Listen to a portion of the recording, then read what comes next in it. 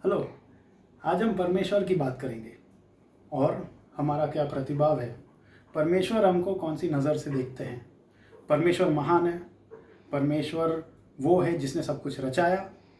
परमेश्वर भला है और परमेश्वर का भलाई का स्टैंडर्ड 100% है।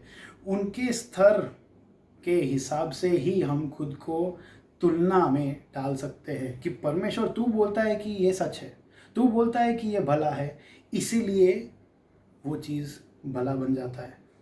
लेकिन परमेश्वर ने हमको निर्णय देने की क्षमता दी। हम बोल सकते हैं परमेश्वर मैं आपके साथ सहमत हूँ, ये भला है इसलिए मैं करूँगा, ये भलाई है। या हम परमेश्वर को बोल सकते हैं परमेश्वर तू बोलता है ये भला है लेकिन मैं मानने को तैयार नहीं हूँ, मैं आपके साथ सहमत नहीं हूँ, मेरे को मेरे हिसाब से चलना है। अगर हम वो भलाई से हट गए, जिस चीज़ भला नहीं है उसको क्या कहते हैं? बुरा। तो कोई भी कमी भलाई में वो बुराई हो जाती है। और परमेश्वर ने हमको वो निर्णय बनाने की क्षमता दी है। क्यों दी है?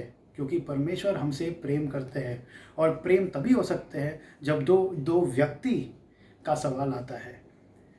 फॉर एग्जाम्पल, अगर आप मुझसे प्यार करते हो, अभी मेरे पास दो ऑप्शन है, हाँ मैं भी आपसे प्यार करता हूँ या ना मैं आपसे प्यार नहीं करता। उसी प्रकार जब हम परमेश्वर को बोलते हैं हाँ प्रभु मैं तुमसे प्यार करता हूँ, या प्रभु हाँ मैं आपसे सहमत हूँ, मैं ये आपके भलाई के रास्ते पे चलना चाहता हूँ, तो वो एक हाँ हो गया। लेकिन अगर हम बोलेंगे ना परमेश्वर मैं आपसे प्यार नहीं कर सकता हूँ, आप खराब हो, आप जो करते हो मैं सहमत नहीं हूँ, तो फिर हम प्रभु को नकार करते हैं। हमारा रचने वाला, हमारा सर्जनहार, उसको हम मना करते हैं कि परमेश्वर तू नहीं। हमको जो नैतिकता का ऑप्शन दिया है, कि शक्ति दी है, उसको हम बोलते हैं कि तेरी नैतिकता नहीं चलेगी, मैं खुद का परमेश्वर हूँ। तो ऐसा है। और ऐसा रोमियो के पत्र 30 और 10 से 12 में लिखा है कि सब ने पाप किया है।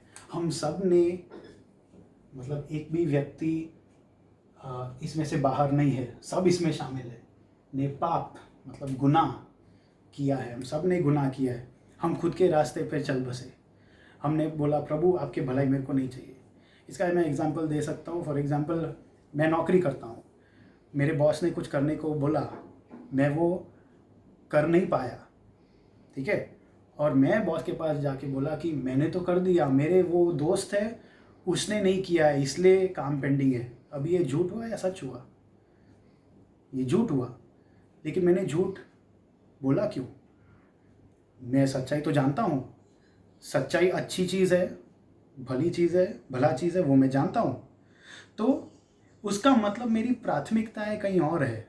मेरे को मेरी नौकरी ज़्यादा पसंद है, मेरी नौकरी से ज़्यादा प्यार है, सच्चाई से नहीं।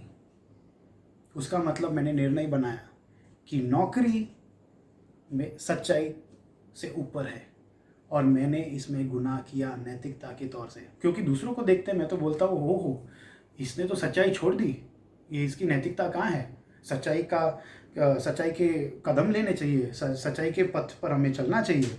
ऐसा थोड़ी होता है। और फिर हम खुद जाके वही गुनाह करते हैं। मतलब हम खुद की नज़र में ही गुनहगार है।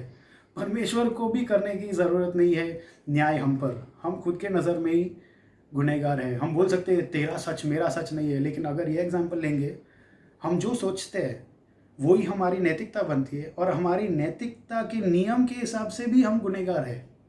परमेश्वर तो छोड़ो। तो इसलिए आप समझ सकते हो परमेश्वर के नज़र में हमारा गुनाह कितना बड़ा है। तो सब ने पाप किया है, कोई धर्मी नहीं है। हम सोचते हैं हम अच्छे काम कर सकते हैं, कोई धर्मी नहीं है। हम स्वार्थ से भरे हुए हैं।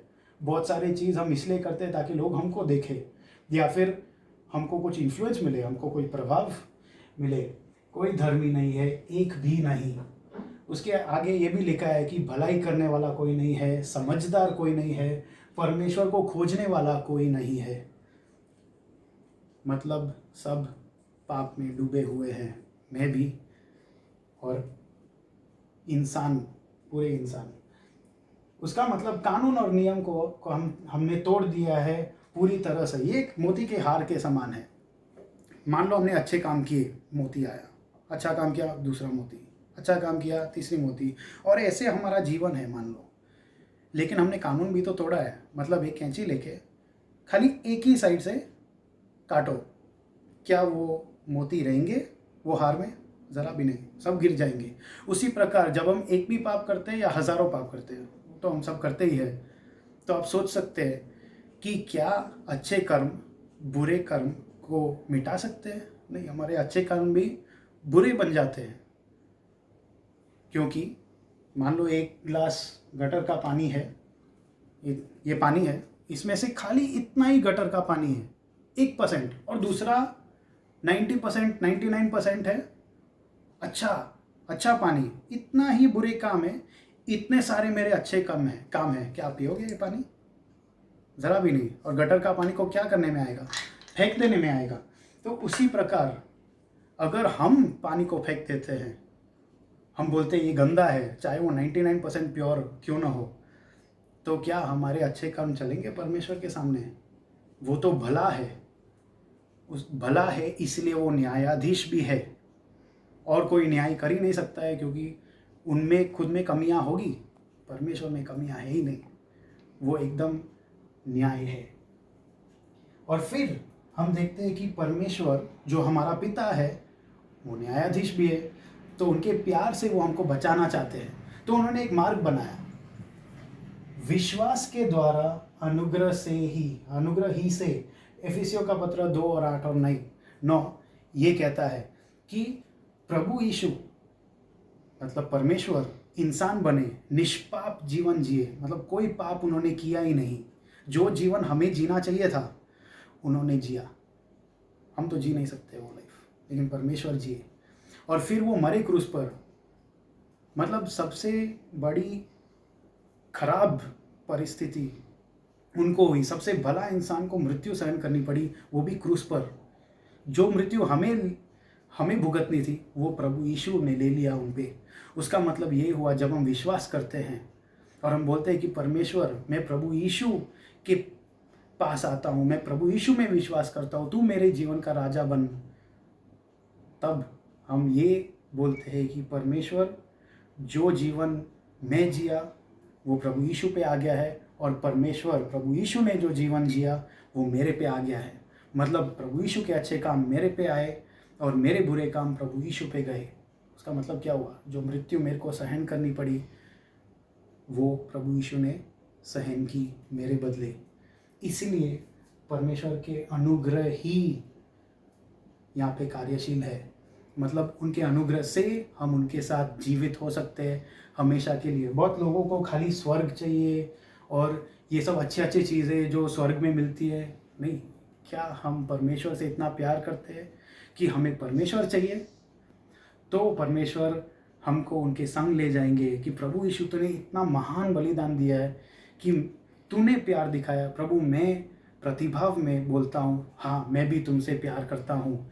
तब वो रिश्ता बन जाता है और हम प्रभु यीशु के साथ हमेशा के लिए जीने जा सकते हैं स्वर्ग में उनके साथ। और लास्ट पॉइंट ये है, कर्मों के कारण नहीं, क्योंकि हम क्या काम करेंगे? हमारा मोती का हार तो टूट गया है, वो मोती भी नहीं है। तो ये कर्मों के कारण नहीं है, ये सिर्फ विश्वास के द्वारा है प्रभु यीशु में, और उनके अनुग्रह ही कार्यशील बन जाता है हमारे जीवन में। जब हम नम्रता से बोलते हैं कि परमेश्वर मैंने गुनाह किया है, मुझे तू माफ़ कर, मैं योग्य नहीं हूँ, लेकिन तुम मेरे बदले क्रूस पे मरे और मैं आप में विश्वास करता हूँ। आओ मेरे जीवन में आप रहो, आप मेरे जीवन का राजा बनो। अब से मेरी इच्छा नहीं प्रभु, लेकिन तेरी इच्छा है। और प्रभु इतना भला है और इतने विश्वास योग्य है कि वो आपके जीवन को लेके इतना सुंदर बनाएगा। हाँ, परिस्थितियाँ आएंगी, लेकिन वो शक्ति भी देंगे, उसमें से कैसे पार होने की शक्ति वो आपको देंगे।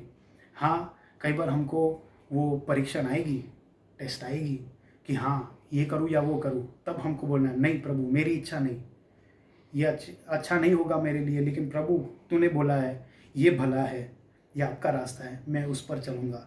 वो है विश्वास। ये परमेश्वर ने बोला तू मेरे संग रहेगा, तो हाँ वो उनके संग लेके जाएगा।